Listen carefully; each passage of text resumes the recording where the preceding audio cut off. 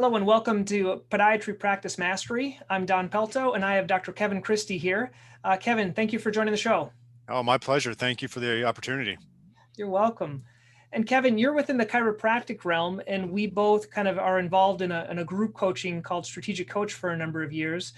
And I just feel like you're doing a lot of great things within your profession, but I think it has some applicability outside of the chiropractic realm. So let's kind of get into it. If you want to tell me a little bit your story, how you got into chiropractic, how you got interested in personal improvement and things like that. Yeah, absolutely. I was an athlete growing up, and I became a chiropractor because I had plenty of sports injuries, and my chiropractor helped me out a lot. So I decided at 17 to do that, and fortunately enough, I stuck with that. And I always had a kind of a flair for working with athletes and into sports. So I really dove into that when I was at Florida State for undergrad, and then chiropractic school as well. And then I just been fortunate, when I graduated in 2005, I built a practice around sports injuries I'm in South Florida. And I had some really good opportunities, and I was clinically based first. It's interesting now, a lot of people in my profession kind of know me as the marketing and business person, but I really was clinically minded. And I've been the clinical director for an NFL combine program for about 12 years now. I've done a lot with different sports. I traveled on the PGA Tour for a year working with golfers. So I've had a very fun time working with high level athletes, and that's how my practice is still based off of. And I still treat patients twice a week and do coaching and consulting the other days a week. So it's a nice, well-rounded life that I'm living now. That's wonderful. And you also get to help other chiropractors, and Yeah. and that's something that you've been doing for how long? How do you enjoy that? Is that kind of your passion now?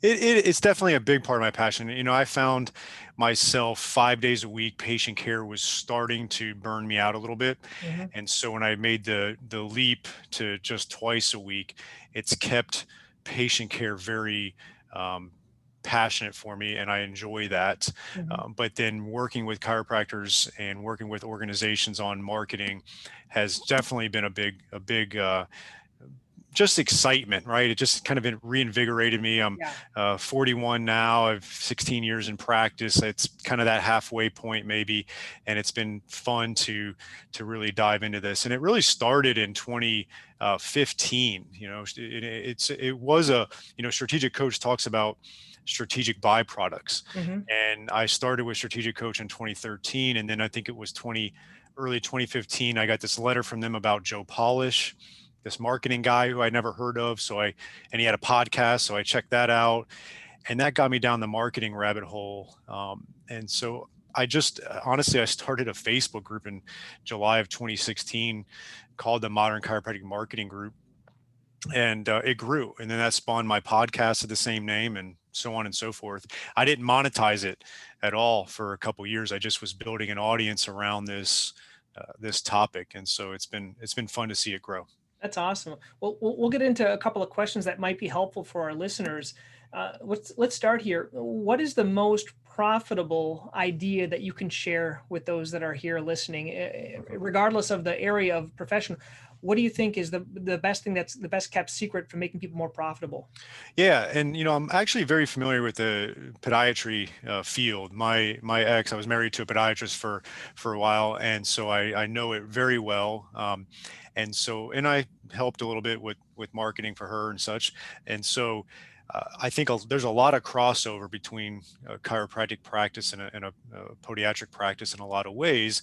And I think one of the best things I know chiropractors can do, and I do believe the same for your profession, is having a really good content marketing strategy towards your patient base. Everybody thinks of new patients, or in some businesses, new clients. But for us, we always hear about getting new patients. And we will, not every doctor does this, but a lot of doctors do marketing for new patients, which is great. We got to do that. There's no doubt. But if you actually did a lot of good content marketing, education-based marketing to people that have already been in your office that just maybe have forgotten about you or don't think about you. I always like Dan Kennedy's analogies. You got to put this fence around your cattle, right? And Hmm. that's what content marketing is. That's the fence, and your patient base, whether they've been in last week or last year or 5 years ago, that's part of your patient base. And if you can get good educational information around them consistently, they will come to you more often, they will refer to you more often, they'll be more loyal patients. And if you can get that person to say, oh, that's my podiatrist, that's a key distinction versus say, oh yeah, I've been to a podiatrist before, or I've been to this doctor before. Like, if you can get them to the point where they say, oh, you got to see my podiatrist, that's someone that's not going to leave you for a while, and they're going to refer a lot. And in my opinion, emailing your patients with educational content is great. Sending them newsletters in the mail is great.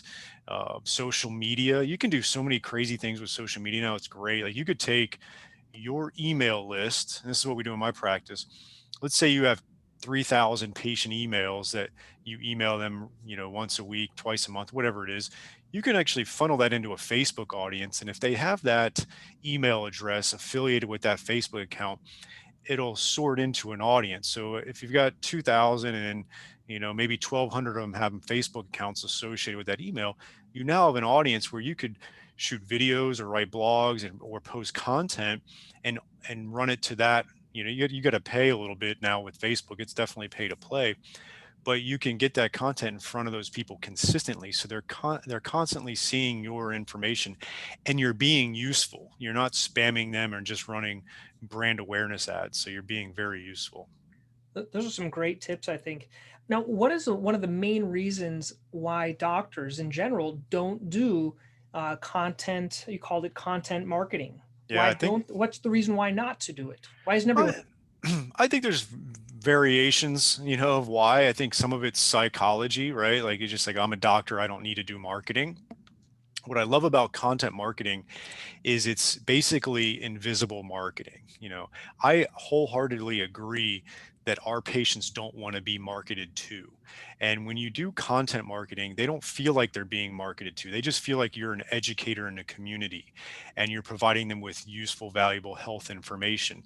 And now you become really an expert in that community to the eyes of a lot of people. So I Mhm. think there is a psychology of doctors thinking marketing is bad and spammy and trashy. And we've seen bad marketing. We've seen podiatrists do bad marketing. We've seen orthopedists do bad marketing. I know I've seen a zillion chiropractors do the worst marketing in the world, which is why I have a job now, I think, in teaching chiropractors how to do marketing. So I think that's one. Two is time. That's a big one, right? Like, busy doctors. And so I think the mindset has to be, if you're busy and your margins are correct, and you're not spending money frivolously, you should have healthy profits if you're busy, and you should be able to outsource a lot of this to someone to have it done. So it's not like necessarily you have to do marketing, but your practice should be doing marketing. So I think those are two of the main reasons Yeah. why. And then some of it, like the third would be just they don't know what they don't know, right? Don't know where to start, don't know how to do it. It's just it's a whole other, I mean, people get MBAs and marketing degrees and this type of stuff, right? That's great, Kevin. I think we covered that one. That was a great about profitability. Let's Mhm. talk. Let's just shift gears now. We're going to talk about efficiency. Yeah. All of us are trying to be more efficient, kind of squeeze more lemon out of the lemons, lemonade out of the lemons. And Yeah. what are some of the great tips, or what's one great tip that you could share with the listeners here? Yeah, I actually wrote a chapter in my book where you want to try to put everything through this funnel of automation, delegation, and optimization, right? And so you ask yourself, is like, okay, can I automate this, right? Can this just be done automatically? And if it can, great, do that. That's really good, right? An example of that is, say, in MailChimp is an email service. It's a platform where you can email your patients. Our new patients, when they come in, they get a sequence of 4 emails over 8 days automatically. We put them together. We wrote out the emails, put the templates in, and again, you may want to have someone do this for you, but now we enter in a new patient there, and they automatically get these emails. So it's set it and forget it. So that's an example of automation. If you can't automate it, can you delegate it? And the questions there is, do you have a team member um, that could do it without straining them? Right? You don't want your medical assistant doing a social media post if they're just completely swamped doing that type of stuff. It's got to be somewhat within their unique ability. So you want to have proper delegation. If you don't have the team member for it internally, can you outsource it to somebody and do that? And that kind of goes along that Who Not How book that Dan Sullivan just wrote with Strategic Mm-hmm. Coach. Like, instead of asking how can you do this, ask who can do it for you. Um, and if then lastly, if you can't delegate it to someone, you want to try to optimize it, right? Like, you can't, unfortunately, I'd love to be able to delegate patient notes, right? I'm sure you would too. And it's like, I always say, patient notes are like taxes. No one wants to do it. No one likes them, but you have to do it. But there are obviously ways you can optimize your patient note systems and templates and things of that nature. There's things in there. So. That's great. I think that's some great advice. I know some people are using medical scribes Mm-hmm. and virtual scribes and things like that, but I haven't got into that, but I've heard of it. Yeah, the technology is getting better, so that's good.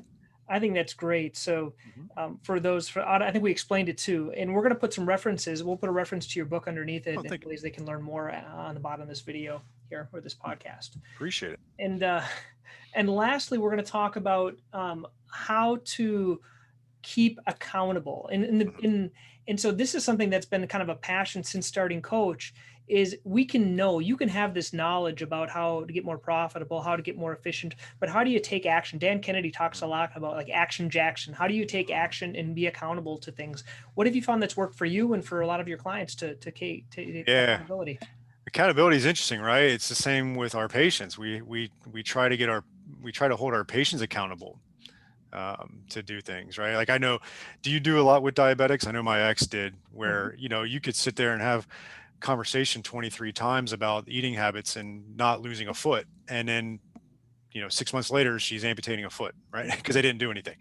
And so accountability is obviously the holy grail for a lot of things, and we try to do our best to communicate that to our patient base and our team members as well. I do sort of hold myself accountable. Is, yes, I have strategic coach, but then I do have a kind of like a one-on-one coach as well. So I feel like having a coach or a consultant can help, so you're not left on an island, and that you are being checked here and there. That's what I do with a lot of my clients. And I use certain tools that I have. One of them is an indicator scorecard that is actually tracking leading and trailing indicators. So a lot of people will complain that they don't have enough new patients or office visits or revenue, and they'll set these trailing indicator goals, which is things that you just can't change. The revenue for last month was what it was, and you can't just hope that your revenue gets better or your more new patients. You actually have to perform the leading indicators that we're going to do that. So if you want more referrals from the primary care doctors in your town, and you say you have a goal of 20 per month of referrals from primary cares, just setting that goal isn't going to make it happen. But then if you set a leading indicator of, meeting with 5 primary care doctors per quarter or per month, whatever time you have, and actually doing that, and like this, it's got a calendar and you check off, okay, we did 1 this week, 2 last week, and really focusing on those leading indicators. Those are the things that will actually make those trailing indicators go in the positive direction. So I try to use that to hold accountability for practice analytics and things like that. Yeah, I think that's key. And this is something we do not learn in school. No, This is no. something that I think a lot of us just think, oh, I'm a good doctor. And if I'm good enough, they'll just come to me. And some people have that Yeah. privilege. They live in a place where there's no one else for 500 miles and you're it. Yeah. But I think these indicators, let's dive a little bit deeper on someone. Let's say they don't have a coach and they're just starting out. They've been in practice 3 or 4 years. Mhm. What are some of these? Would you recommend a Google Sheet, a piece of paper, writing down just a couple of tasks? And how many do you start with to not overwhelm? With like 250 tasks or 3 tasks? What do you recommend for people? For like the indicator scorecard, yeah, you can use a Google Sheet and then get clear on what your metrics would be, like, new patients, office visits, revenue, primary care referrals, whatever else you think that would help move the needle. And then do the leading indicators, right? Maybe it's shooting 4 videos a month on educational material. Maybe it's running Google ads in your community. Mm-hmm. Maybe it's meeting with primary care physicians. All those different things that inherently work would be great. I've got some docs that do public speaking in their community. Right now is a little tricky with COVID, and so some of the things are on the back burner, and that's tough. But I think that's a great way of doing it. If you're a younger doc in practice, or you've got a lot more time than patients right now, which at some point we were all there, right? It's Mm-hmm. like you have more time. I like the referral directory concept. And so if I've got a patient that comes in, and I'm just going to use an example, and you can apply this to, say, any podiatry in certain ways. But if Bob comes in and he's got shoulder issues from working out, and he's got a personal trainer, Mary, I asked Bob's like, oh, would you mind if I reached out to your trainer and had a conversation with her about your situation and what we can do to try to co-manage that, right? Because I look at personal or fitness trainers as kind of an extension of healthcare in ways. Mm-hmm. And so we want to keep that person active and working out because we know all the health benefits of it, but we may have to change some things. So I will go out of my way to have that conversation with that mutual contact. Now, we're not going to ask Bob for his financial advisor and start schmoozing with everybody, like using our patient base as like this giant network accelerator, but it can be if it makes sense, right? So like I'm sure there's certain mutual contacts that a patient has that would be great for you to contact, right? Yeah. I think those are great tips. I think it all comes to being proactive and taking action and Yeah. getting over the fear of doing that. Well, Kevin, I think we've covered a lot here. And once again, it's all about taking action on the things that we talked about today. Yep.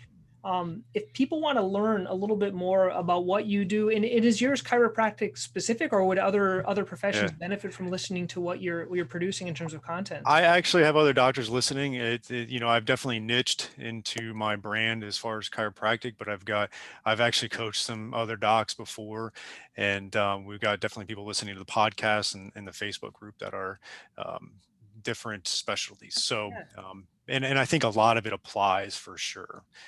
And so, yeah, they could check out modernchiropracticmarketing.com, and that's my website. A bunch of information there, including the book of the same name. I've kept it pretty.